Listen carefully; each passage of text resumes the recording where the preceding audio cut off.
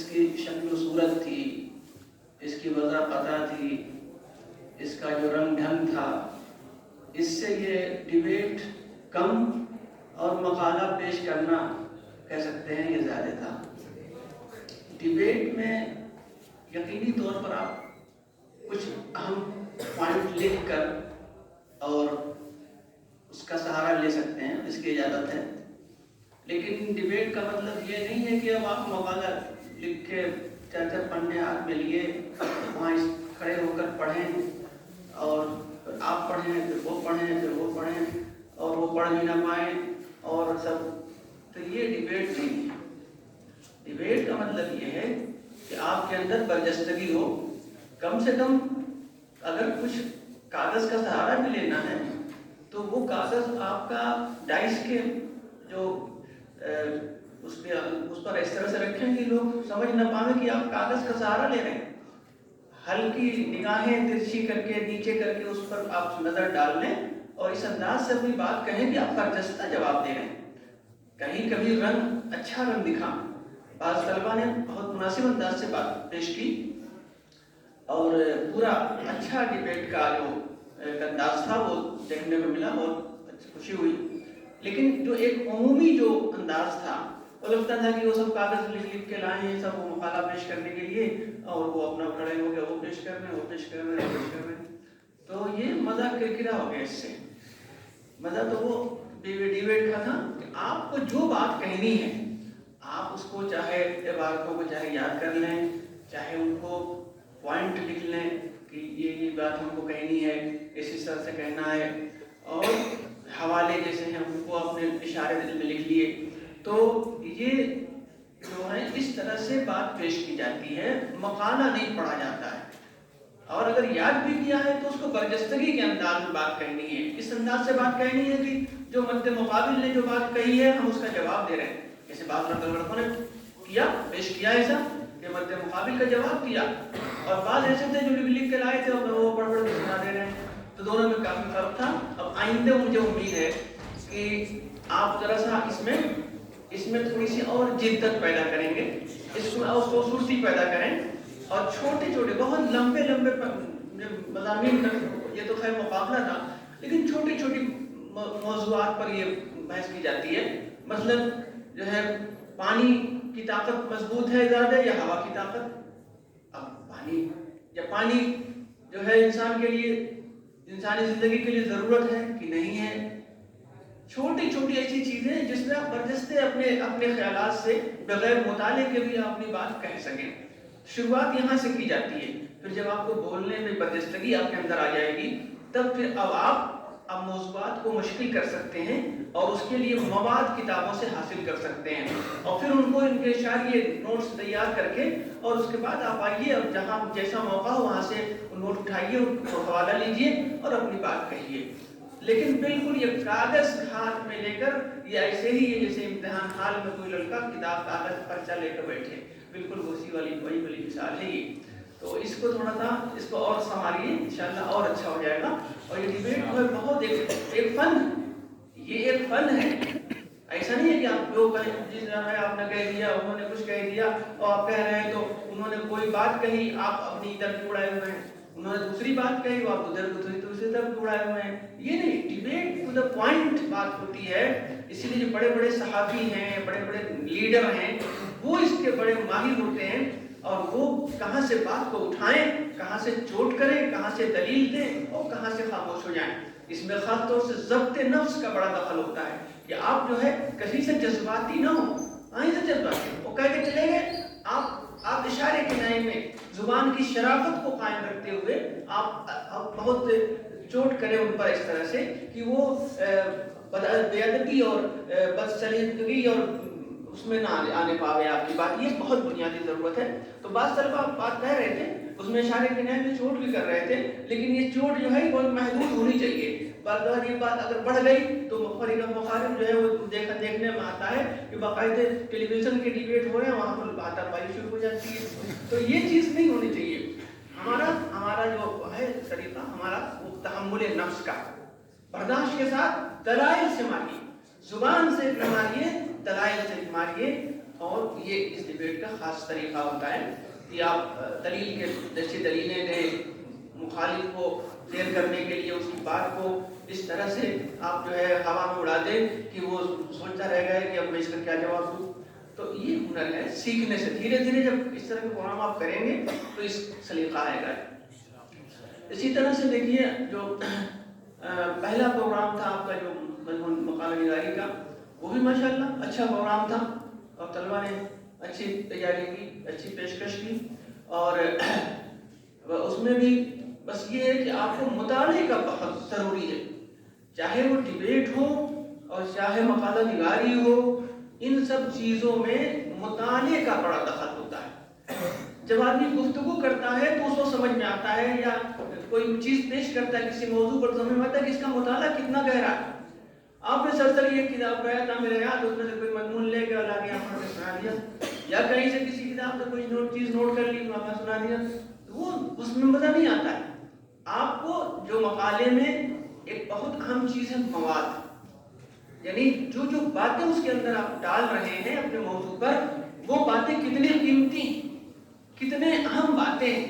جو موضوع سے جڑی ہونی بھی ضروری ہے. موضوع سے جڑی ہوئی ہوں، یہ نہیں کہ ادھر کی ادھر کی اس میں اڑا دیا، یہ نہیں. موضوع سے جڑی ہوئی باتیں ہوں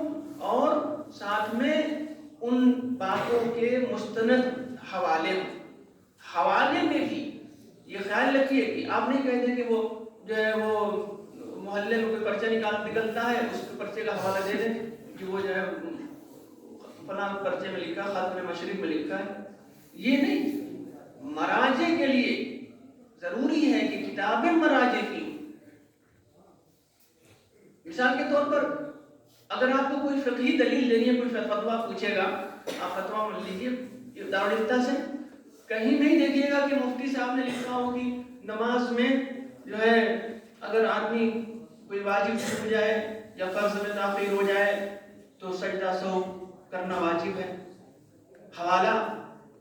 الکف المیسر، ایسا نہیں ہے. حوالہ دے گا، شامی کا حوالہ دے گا، فتاوی ہندیہ کا حوالہ دے گا. تو یہ حوالے جات جو ہیں وہ مراجع کی کتابوں کے ہوتے ہیں. تو جس طرح سے فقہ میں مفتی صاحبان حوالے سے دیتے ہیں مراجع کی کتابوں سے، ایسے ہی یہ مقالے جو پیش کیے جاتے ہیں اس میں حوالے جو مستند اور معتبر مصنفین ہیں، محققین ہیں، ان کی کتابوں کے حوالے دیے جاتے ہیں. اور میگزینز کے بھی حوالے دیے جاتے ہیں، اس لیے کہ میگزین میں جو مضامین جو لوگ لکھتے ہیں وہ اپنی تحقیق سے لکھتے ہیں، خود ان کے بھی حوالے وہاں شامل ہوتے ہیں. لیکن وہ میگزین جو باوزن معتبر میگزین ہوں،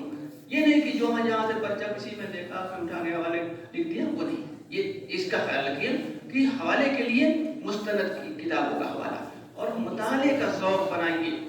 مطالعے کا ذوق بنائیے. روز کا ایک طریقہ بنا لیجئے کہ ہم کو اردو کی کتاب کوئی بھی اپنے استادوں کے مشورے سے، ہر کتاب پڑھنے کی نہیں ہوتی ہے کہ جو کتاب ہاتھ لگی پڑھنا شروع کر دیا اس میں وقت برباد ہوگا، علم نہیں آپ کے پاس آ پائے گا. اس لیے کہ اس کے اندر علم ہے ہی نہیں، تو آپ پڑھ کے پوری کتاب ختم کر دیں گے، پتہ چلا اس میں کچھ نہیں. اور جو علم والی جو کتابیں ہیں، جو مصنفین جو جن کے قلم میں ایک ایک جملہ جو نکلتا ہے وہ علم ہوتا ہے. سید صاحب سید سلیمان ندوی کی کتاب پڑھیے، ان کے مقالات پڑھیے، ان کی کتابیں پڑھیے، لگتا ہے کہ ایک ایک جملے میں علم ہے. علامہ شبلی کو پڑھیے، دیکھیے علم ایک ایک جملے میں علم ہے. تو یہ جو لوگ ہیں یہ پہاڑ ہیں، یہ علم کے پہاڑ. جب ان کو پڑھیں گے آپ تو آپ کو کچھ بھی نہیں آئے گا، تب بھی بہت کچھ آئے گا. تو ایک طریقہ یہ ہوتا ہے کہ منتخب کتابیں مختلف مصنفین کی پڑھی جائیں. ایک طریقہ یہ ہوتا ہے کہ ایک مصنف کو پورا پڑھ جائیے. علامہ شبلی کی جتنی کتابیں پڑھ جائیے، علامہ شبلی سید سلیمان ندوی کی جتنی پڑھ جائیے، مولانا ابوالکلام آزاد کی جتنی پڑھ جائیے، حضرت مولانا میاں صاحب کی جو منتخب کتابیں ہیں وہ سب پڑھ جائیے. تو اس طرح سے پڑھ جائے آدمی تو پھر اس کے بعد اپنے کو باوزن پاتا ہے، بھاری پاتا ہے. وہ پھر لگتا ہے کہ اس کے دل میں بہت کچھ بھول جانے کے بعد بھی کافی کچھ ہوتا ہے. تو ہمارے یہاں بڑی کمیاں ہیں اس پہلو سے کہ ہم لوگ مطالعہ نہیں کرتے ہیں. مطالعہ کے لیے ایک وقت بتا لیجیے کہ ہم کو روز جو ہے ظہر کے بعد، یعنی مطالعہ ایسے وقت میں کیا جاتا ہے جو کتابیں رٹنے کا وقت نہ ہو. مثال کے طور پر مغرب کے بعد کتابیں رٹی جاتی ہیں، فجر بعد بھی رٹی جاتی ہیں، عشاء کے بعد کچھ رٹی جاتی ہیں. دن کے اوقات میں رٹنے کا کام کم کیا جاتا ہے. دن کے اوقات میں مطالعے کے لیے رکھیے، ظہر بعد کا رکھ لیجیے، گھنٹے آپ کا خالی ہے، کتاب آپ کے ساتھ ہونی چاہیے۔ ارے یہاں تک میں اپنی بات کر رہا ہوں، کہنے کی بات نہیں ہے، لیکن میں اپنی بات کر رہا ہوں، ہمارے استاد نے سکھایا تھا اگر تم نائی کی دکان پہ جا رہے ہو کتاب ساتھ لے کے جاؤ، اس لیے کہ ہو سکتا ہے کہ وہاں بھی تم کو بیٹھنا پڑے، اتنی دیر میں تم کتاب کو مطالعہ کرو گے۔ تو میں نے کیا بھی ایسا۔ تو یہ جو ہے اس طرح سے کہ ہم کو یہ کتاب ختم کرنی ہے، پھر اس کے بعد یہ ختم ہوگی، پھر ترتیب سے استاد کے مشورے سے پھر دوسری کتاب کون سی پڑھنی ہے۔ تو ایک زندگی کا ایک جز بنا لیجیے مطالعہ، طالب علم کے لیے مطالعہ زندگی کا جز ہو۔ آپ اردو کی کتابیں بھی ترتیب سے، لیکن ضروری یہ نہیں کہ آپ کوئی بھی کتاب اٹھا لیں، ترتیب اور منتخب دو باتیں ضرور رکھیے، کس کتاب کے پاس کون سی۔ بعض کتابیں بہت مشکل ہیں، ہر مولوی میاں صاحب کی آپ جو ہے اٹھا لیں ماذا خسر، اب بتائیے آپ سمجھ نہیں پائیں گے۔ تو اسی لیے شروعات کی اب ان کی ہر مولا کی میاں صاحب کی آپ جو ہے آپ نیتی پڑھ لیجئے، پرانے چراغ پڑھ لیجئے، خروار مدینہ پڑھ لیجئے، یہ سب کتابیں شروعات میں پڑھیے۔ پھر اس کے بعد جب آپ کو مولانا کا اسلوب سمجھ میں آ جائے گا، رنگ سمجھ میں آ جائے گا، پھر اور اس کے اوپر کی کتابیں پڑھیں گے وہ بھی سمجھ میں آئیں گی۔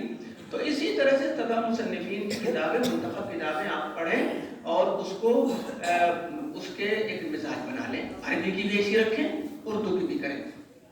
تو انشاءاللہ دیکھیے گا آپ کو آپ کے اندر یہی چیزیں صلاحیت بنتی ہیں۔ اسی سے یہ جو درسی کتابیں ہیں یہ تو علوم عالیہ ہیں، اعلیٰ الف مد آ، علوم عالیہ ہیں، اعلیٰ ہیں۔ یہ آپ کو جو ہے اعراب لگانا آ جائے گا، آپ کو جب چیزیں اس طرح کی آ جائیں گی، البتہ اس میں جو قرآن شریف کی جو چیزیں ہیں، حدیث ہے، فقہ، یہ تین جو ہیں، یہ ان میں جو کچھ بھی ہے وہ علوم عالیہ ہے، وہ عالیہ عین سے ہیں، یعنی یہ مقصد ہے کوئی، اور بقیہ سب چیزیں ایسے ہی ہیں۔ تو آپ یہ سب پڑھ کے بھی آپ چاہیے کسی جگہ ڈیبیٹ کے لیے پہنچ جائیں اور کسی زندہ موضوع پر گفتگو کرنی ہو، آپ کا مطالعہ نہیں ہے، تاریخ اسلام کے حالات سے واقف نہیں ہے، رسول پاک صلی اللہ علیہ وسلم کی پوری زندگی آپ کی نگاہوں کے سامنے نہیں ہے، قوموں کے عروج و زوال سے واقف نہیں ہے، تو آپ کچھ نہیں کہہ پائیں گے، آپ کہیں گے بھی تو ادھر کی ادھر کی۔ تو اسی لیے اگر مطالعہ آپ کا ہوگا تو فوراً خود بخود وہ چیزیں نکل کے دماغ میں آئیں گی اور آپ پیش کریں گے سامنے والے کو، آپ جو لاجواب کر دیں گے۔ اس لیے میرے عزیزوں بہت وقت نہیں ہے، دیر ہو رہی ہے، تو میں یہی آپ سے امید کرتا ہوں پروگرام آپ کا ماشاءاللہ سب اچھا رہا، تھوڑا سا اس کو اور سنواریے اور اس میں جو ہے مطالعے کا اہتمام کیجیے، مطالعے کا اہتمام کیجیے۔ ایسے ہی ایک انتظامی بات بھی عرض کرنی ہے، حالانکہ میرا حق نہیں ہے، لیکن کہنے میں سمجھ رہا ہوں کہ کوئی بیجا بات بھی نہیں ہے۔ یہ جو پروگرام ہے یہ اس کا شوق ہو، آپ کا پروگرام ہے، یہ مدرسے کا پروگرام نہیں ہے۔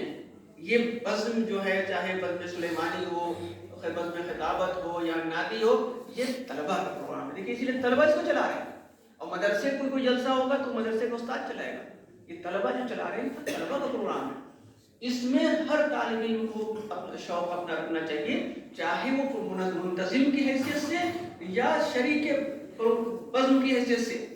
جس کو شرکت کرنا ہے پروگرام ہے پہلے سے آئے حال بھرا ہوا ہو۔ آج میں نے دیکھا کہ ہم تو آ گئے یہاں پر بس 22 صدر کے مجھے آپ نے بلا لیا، یہاں آئے دیکھ رہے ہیں حال خالی ہے، کوئی دکھ ہی نہیں رہا ہے، تو مجھے کوئی عجیب سا لگا کہ کیا طلبہ کا ذوق بگڑ گیا ہے؟ پہلے ایسا نہیں ہوا کرتا تھا، جب میں آتا تھا تو حال بھرا ہوا ہوتا تھا، لیکن ابھی لگا کہ جیسے طلبہ کے ذوق بگڑ رہا ہے یا ٹھنڈ کی وجہ سے کچھ زیادہ متاثر ہو گئے ہیں طلبہ، حالانکہ اس عمر میں ٹھنڈ اثر نہیں کرتی ہے۔ تو یہ چیز تھوڑا سا اس کو مہمان جو آئے اس میں ایک اچھا تاثر، ہم تو گھر کے آدمی ہیں کوئی خاص بات نہیں ہے، لیکن اگر کوئی مہمان آتا ہے تو اس کو یہ تاثر دیجیے کہ ہم لوگ باذوق لوگ ہیں،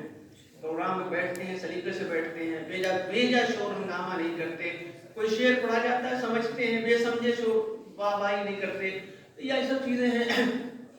بیجا نکلنا بار بار کا آنا جانا بے ترتیب، جانا ضرورت ہے، آ جا سکتا ہے آدمی پیشاب بنا تو کیا کرے گا، یہ سب چیزوں کا سلیقہ ہوتا ہے، ترتیب ہوتی ہے، تو ان سب کو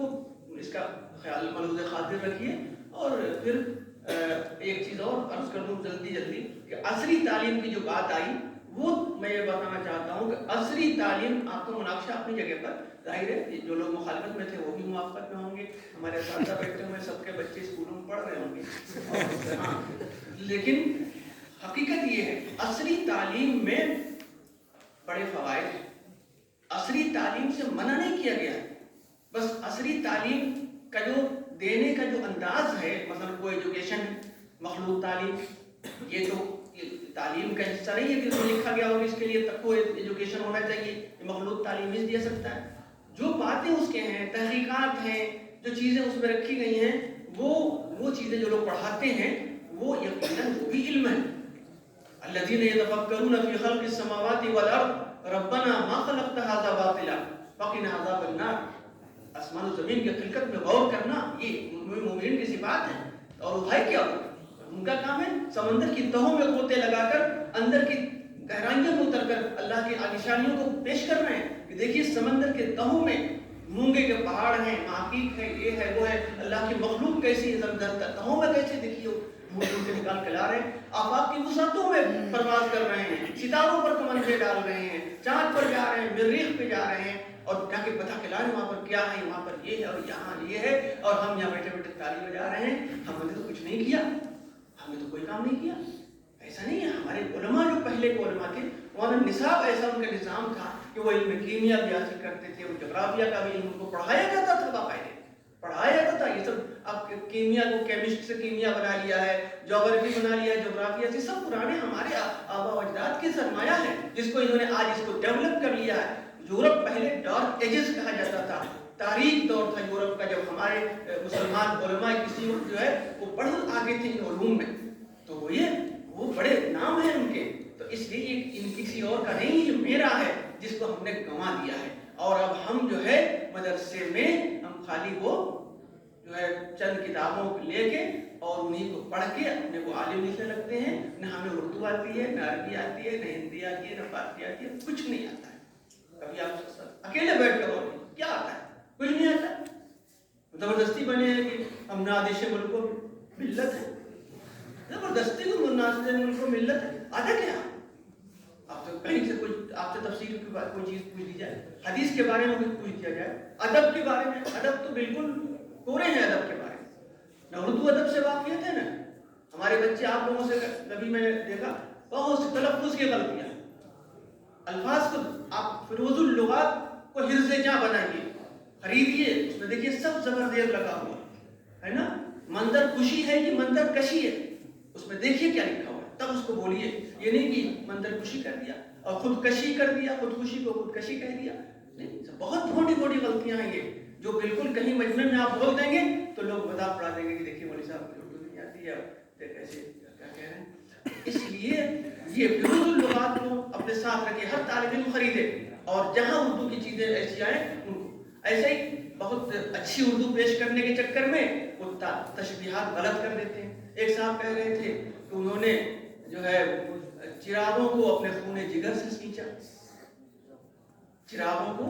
کسی چیز کو خون جگر سے سینچا، ارے چراغ میں خون جگر جلایا جاتا ہے کیا؟ وہ تو مٹی تیل جلتا ہے اس میں، خون جگر سے سینچنا ہو تو چمن کی آبیاری کی جاتی ہے خون جگر سے، چمن جس میں پودے لگے ہوں اس میں اس کو سینچنا کہ جب لگ جائے گا سینچا، تو سینچنے کے لیے حالانکہ وہ استعارہ وغیرہ میں چلتا ہے لیکن ایسے ربط ضروری ہے، بلاغت میں پڑھیے گا، تشبیہ اور مشبہ بھی اور مشبہ میں ربط ضروری ہے، ایسے نہیں کہ آپ نے اڑا دیا سینچا، چراغوں کو سینچنے لگے آپ نے خون سے، تو یہ سب چیزیں استعمال، ایسے ہی استعمال کیا ہے، جد و جہد آپ بول رہے ہیں، یقیناً کوئی جد و جہد کہتے ہیں آپ غلط بولا، حالانکہ اس وقت صحیح بول رہا ہے، جو جد و جہد بول رہا ہے وہ صحیح بول رہا ہے، وجہ کیا ہے؟ آپ کہیے گا نہیں عربی میں تو جد نہیں ہے، جد و دادا کے ہوتے ہیں اور یہ تو جد ہے، ایسا نہیں۔ جب کوئی بھی زبان کا لفظ، سید سلمان ندوی رحمۃ اللہ علیہ نے یہ بات لکھی ہے کہ جب کسی زبان کا لفظ جب اپنی جگہ سے منتقل ہوتا ہے دوسری زبان میں تو وہاں جا کر اہل زبان اس کو جس انداز میں اور جس معنی میں استعمال کرتے ہیں وہی فصیح ہے۔ اگر وہ جد و جہد استعمال کرتے ہیں اور اہل زبان نے اس کو قبول کر لیا اور اسی انداز سے استعمال کرتے ہیں تو یہی فصیح ہے۔ اب اگر آپ جد و جہد کہیں گے تو آپ جو ہے غلط کہیں گے، چاہے وہ اصل سے بحث نہیں ہے۔ اب تقریر کرتے ہیں، آپ تقریر کہتے ہیں میں نے تقریر کی، تقریر کے کیا مطلب؟ خطبہ، القا خطبتن، یہ ہوا، لیکن عربی میں کیا کہیں گے؟ القا تقریرن نہیں، عربی میں تقریر، قدم تقریرن، قدم تقریرن علی ھذا الموضوع، رپورٹ پیش کی، کسی پروگرام کسی چیز کی رپورٹ پیش کرنی ہے، اس پہ تقریر کا لفظ آتا ہے، مقدمہ تقریر. اب بتائیے کتنا فرق ہو گیا. آپ پہلے نہیں تھی وہ تقریر جو ہے آپ اردو میں ایسے بول رہے ہیں، عربی میں تو اس کے معنی رپورٹ کے تو کام لگ چکا، تو آپ سب زبان ہی چوپٹ ہو جائے گی. اسی لیے اہل زبان، اور اس کو کیسے سمجھیں گے؟ یا تو اہل زبان جو صحیح بولنے والے ہیں وہ آپ کو میسر ہوں، اور یہ بہت کم ہے، معدوم ہے. لہذا لغت کا سہارا لیں، لغت کا سہارا لیں اور اپنی زبان کو سنواریں، مطالعے کو وسعت دیں اور اپنے اندر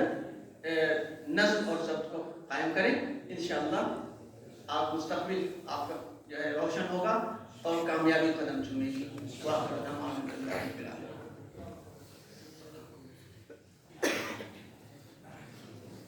اچھا یہ ہاں دیکھیے مقابلے آپ کے جو نتائج ہیں، یہ اس میں جو مقالے تھے بزم سلیمانی اولیا، اس میں اول آئے ہیں فرحان وسیم عالیہ اولا کے، اور دوم ہے صہیب عالم ثانیہ خامسہ، سوم ہے محمد ارقم سندیلوی عالیہ اولا. آپ سب کو مبارک ہو. اور یہ جو ہیں ڈیبیٹ کا ہے، یہ اولیاء کا ہے اور سفلا کا کہاں ہے؟ یہ اولیاء کا تو آپ نے دھیان کیا، سفلا کا نہیں. چلیے یہ جو ٹیمیں تھیں اس میں فاتح ٹیم جو ہے فرحان نسیم کی ہے، اور دوسری میں نزید کفیل فاتح ہے. آپ سب کو مبارک ہو. جو ہارے ان کو مبارک، جو جیتے ان کو بھی مبارک. ہارنے والے انشاءاللہ کل جیتیں گے. بس ہمت بنائے رکھیے اور آگے کے لیے مزید کوشش کرتے ہیں.